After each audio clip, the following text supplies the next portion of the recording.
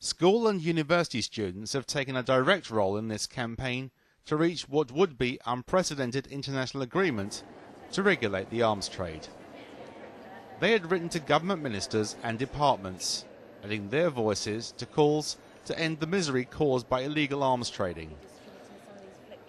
Now they had the chance to express their views.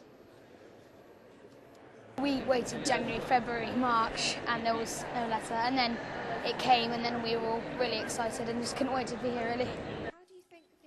Diplomacy often requires compromise, but progress has been made since Amnesty International launched their campaign 6 years ago. Clarity and effective monitoring would be the key elements for an international agreement.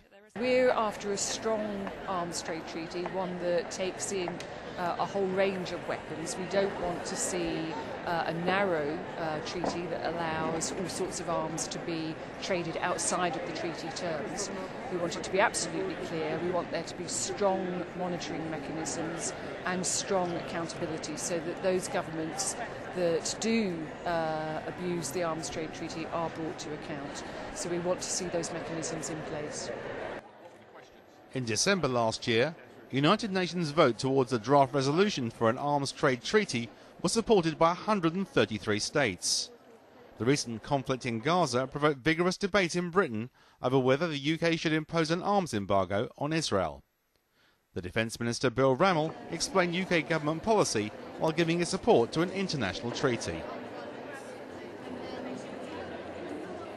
We made very clear following the Gaza crisis, where we were at the forefront of international efforts to bring the fighting to an end, that we would, one, review all existing licences to take account of what happened in Gaza, and if necessary repeal those licences, and thirdly, that all future applications would take account of what had happened within Gaza, where, again, at the very beginning of this conflict, just after Christmas, we called the Israeli actions disproportionate.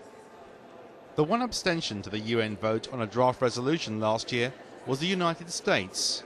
However, there are signs of a change in approach under President Obama, a point made during the discussions. I think I've learned quite a bit. I've come out more optimistic than I was before. I hadn't previously known how Obama's presidency had changed the USA's policy towards the arms trade treaty, so that's encouraging. The students showed an awareness of how the illegal arms trade can affect everyday life. It's a major factor in organised crime, as well as contributing to poverty and social breakdown. But they view a treaty as an achievable goal.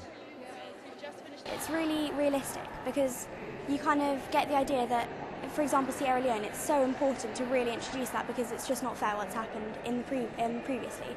So I think it's really important that we get this, this treaty signed and passed so that we prevent disasters like that in the future. To complete the discussions, the students added their pledges in support of diplomatic efforts. Oh, okay, you're another table.